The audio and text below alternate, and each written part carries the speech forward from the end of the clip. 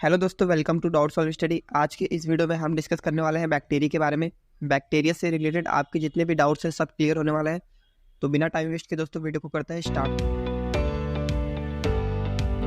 तो जो हमारा सबसे पहले क्वेश्चन आता है, व्हाट इज बैक्टीरिया। बैक्टीरिया क्या होते हैं। देखिए दोस्तों, बैक्टीरिया एक ऐसे ऑर्गेनिज्म, एक ऐसे जीव होते हैं जो हमारे आसपास हमेशा प्रेजेंट होते हैं।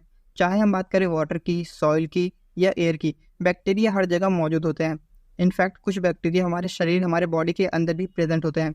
अब यहाँ पर काफ़ी सारे लोग सोच रहे होंगे कि अगर बैक्टीरिया हमारे आसपास हमेशा प्रेजेंट होते हैं तो हमें दिखाई क्यों नहीं देते हैं। देखिए, क्योंकि ये इतने छोटे होते हैं, स्मॉल होते हैं साइज में, कि हम अपनी नॉर्मल आंखों से इन्हें नहीं देख सकते। तो दोस्तों अब सवाल आता है, हम इन्हें कैसे देख सकते हैं। इन्हें हम केवल माइक्रोस्कोप के थ्रू ही देख सकते हैं।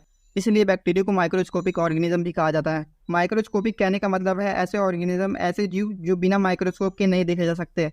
अगर बैक्टीरिया की डिस्कवरी की बात करें तो एक साइंटिस्ट थे एंटोनी वॉन लुविनहॉक, जिन्होंने बैक्टीरिया को डिस्कवर किया। Antonie van Leeuwenhoek discovered the bacteria in 1674 century, यानी 1674 ईस्वी में एंटोनी वॉन लुविनहॉक ने बैक्टीरिया को खोजा था। हमें ये तो पता चल गया कि एंटोनी वॉन लुविनहॉक ने ही बैक्टीरिया को खोजा था, but how Antonie van Leeuwenhoek discovered the bacteria. Antonie van Leeuwenhoek ने बैक्टीरिया को कैसे खोजा था। एंटोनी वॉन लुविनहॉक ने अपने खुद के द्वारा बनाए गए सूक्ष्मदर्शी के माध्यम से बैक्टीरिया को खोजा था। दोस्तों, एंटोनी वॉन लुविनहॉक ने जो बैक्टीरिया को डिस्कवर किया था, उन्होंने उसे एनिमल क्यूल्स नाम दिया था, जिसका अर्थ है लिटिल एनिमल्स, यानी जंतुकण। बैक्टीरिया शब्द का प्रयोग सबसे पहले हेरनबर्ग ने किया था।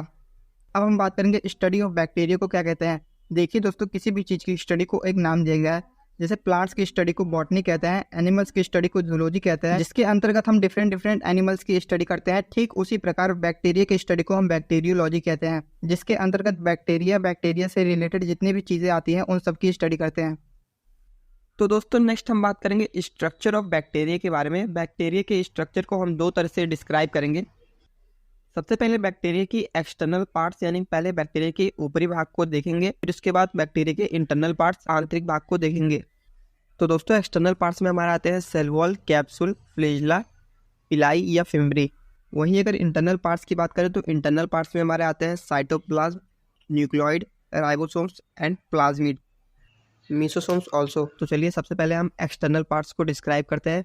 तो सबसे पहले हम बात करेंगे कैप्सूल के बारे में। कैप्सूल जो होता है बैक्टीरिया का आउटर मोस्ट लेयर होता है, यानी सबसे बाहरी परत होती है। जिन बैक्टीरिया में कैप्सूल प्रेजेंट होता है उन्हें हम कैप्सुलेटेड बैक्टीरिया कहते हैं। देखिए, ज़रूरी नहीं है सभी बैक्टीरिया में कैप्सूल प्रेजेंट हो। कैप्सूल जो होता है 98% ऑफ वाटर एंड 2% पॉलीसेकेराइड से मिलकर बना होता है। कैप्सूल जो होता है काफ़ी स्टिकी, चिपचिपा होता है, जो बैक्टीरिया को हेल्प करता है किसी सेल के सरफेस से अटैच होने में। सेकंड हम बात करेंगे सेल वॉल के बारे में। जिन बैक्टीरिया में कैप्सूल एब्सेंट होता है उनकी outer covering layer cell wall ही होती है। दोस्तों सेल वॉल जो होता है बैक्टीरिया को शेप एंड साइज प्रोवाइड करता है। यहाँ पर आप देख सकते हैं इमेज में डिफरेंट शेप्स के एरिया है। बैक्टीरिया का जो सेल वॉल होता है पेप्टाइडोग्लाइकेन का बना होता है। अब ये पेप्टाइडोग्लाइकेन क्या है। पेप्टाइडोग्लाइकेन दो वर्ड से मिलकर बना है, पेप्टाइडो प्लस ग्लाइकेन। पेप्टाइडो मतलब क्या होता है, पेप्टाइडो मतलब प्रोटीन यानी amino acid, and glycan means होता है ग्लूकोज यानी कार्बोहाइड्रेट। बैक्टीरिया के सेल वॉल के बेसिस पे बैक्टीरिया को दो ग्रुप्स में डिवाइड किया गया है। पहला है gram positive bacteria and second है ग्राम नेगेटिव बैक्टीरिया। जिन बैक्टीरिया की सेल वॉल काफ़ी थिक होती है उन्हें हम ग्राम पॉजिटिव बैक्टीरिया कहते हैं, और जिन बैक्टीरिया की सेल वॉल काफ़ी थिन होती है, पतली होती है, उन्हें हम ग्राम नेगेटिव बैक्टीरिया कहते हैं। नेक्स्ट हम बात करेंगे सेल मेम्ब्रेन के बारे में। इसे हम साइटोप्लाज्मिक मेम्ब्रेन या प्लाज्मा मेम्ब्रेन भी कहते हैं। यह साइटोप्लाज्म से अटैच रहता है।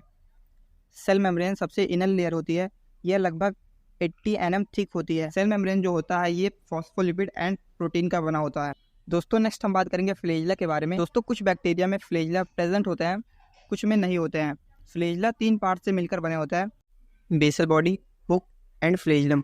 आप स्क्रीन पे इमेज देख सकते हैं। बेसल बॉडी जो होता है वो सेल वॉल से अटैच जुड़ा हुआ होता है, और जो हुक होता है वो फ्लेक्सिबिलिटी प्रोवाइड करता है। फ्लैजिलम बैक्टीरिया को मूवमेंट करने में हेल्प करता है।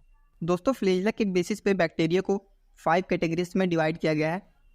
पहला है एट्राइकस, दूसरा है एम्फीट्राइकस, तीसरा है मोनोट्राइकस, चौथा है लोफोट्राइकस एंड पेरिट्राइकस। अब ये atrichous, amphitrichous, monotrichous, lophotrichous and peritrichous क्या होते हैं। दोस्तों आप स्क्रीन पे इमेज देख सकते हैं। दोस्तों मैंने जब फ्लैजिला के बारे में बताया था स्टार्टिंग में, तो मैंने कहा था कुछ बैक्टीरिया में फ्लैजिला एब्सेंट होते हैं, नहीं पाए जाते हैं, उन्हें हम एट्राइकस कहते हैं। जिन बैक्टीरिया में फ्लैजिला प्रेजेंट होते हैं दोनों साइड पर, उन्हें हम एम्फीट्राइकस कहते हैं। आप स्क्रीन पे इमेज देख सकते हैं। और जिन बैक्टीरिया में केवल एक ही साइड पर एक ही सिंगल फ्लैजिला प्रेजेंट होता है उन्हें हम मोनोट्राइकस कहते हैं। नेम से ही क्लियर हो रहा है दोस्तों, मोनो मतलब सिंगल फ्लैजिला, ठीक है। और जिन बैक्टीरिया में एक ही तरफ कई सारे फ्लैजिला प्रेजेंट होते हैं उन्हें हम लोफोट्राइकस कहते हैं। और जिन बैक्टीरिया में हर जगह चारों तरफ फ्लैजिला प्रेजेंट होते हैं उन्हें हम पेरिट्राइकस कहते हैं। फ्लैजिला का जो मेन फंक्शन होता है मोटिलिटी यानी गति करना होता है। नेक्स्ट है फिम्बरी और पिलाई। फिम्बरी हमने यहाँ पर इसलिए लिखा क्योंकि पिलाई को हम फिम्बरी भी बोलते हैं।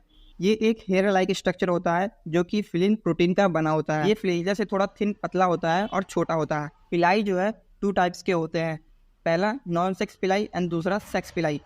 नॉन सेक्स पिलाई जिन्हें हम कॉमन पिलाई भी बोलते हैं, जो बैक्टीरिया को हेल्प करता है किसी सेल के सरफेस से अटैच होने में। और दूसरा है सेक्स पिलाई जो बैक्टीरिया को कॉन्जुगेशन में हेल्प करता है। यहाँ पर आप माइक्रोस्कोपिक इमेज में देख सकते हैं 2 बैक्टीरिया आपस में एक दूसरे से कनेक्ट हो रहे हैं सेक्स पिलाई के द्वारा और डीएनए का ट्रांसफ़र हो रहा है। तो ये सेक्स पिलाई के हेल्प से ही होता है। तो दोस्तों एक्सटर्नल स्ट्रक्चर हमारा यहीं पे कंप्लीट होता है। दोस्तों इंटरनल स्ट्रक्चर को हम नेक्स्ट वीडियो में डिस्क्राइब करेंगे। वीडियो थोड़ी सी लंबी हो चुकी है इसलिए आज के लिए बस इतना ही। वीडियो में अगर आपको किसी भी तरह का डाउट है तो आप कमेंट बॉक्स में पूछ सकते हैं। और हाँ दोस्तों, अगर वीडियो आपको पसंद आए तो वीडियो को लाइक कर दीजिए और चैनल पर पहली बार आए तो प्लीज़ चैनल को सब्सक्राइब कर दीजिए। Thank you for watching.